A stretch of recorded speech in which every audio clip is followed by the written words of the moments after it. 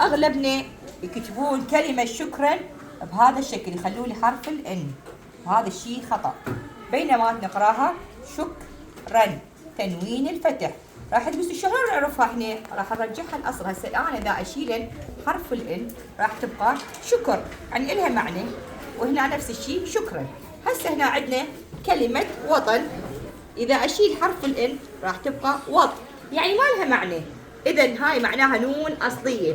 عندنا كلمة زمن، عندنا كلمة زمن، اذا احذف هسه حرف النون راح تصير ما لها معنى، بس اذا اخلي حرف هاي النون اصلية معناها نون اصلية. عندنا كلمة اهلا، باعولها اغلبكم يكتبونها بالنون، لكن هذه خطأ، هذه الصحيحة، لازم هي تنوين الفتح. وكذلك كلمة عفوا هذه خطأ، هذه هي الصح.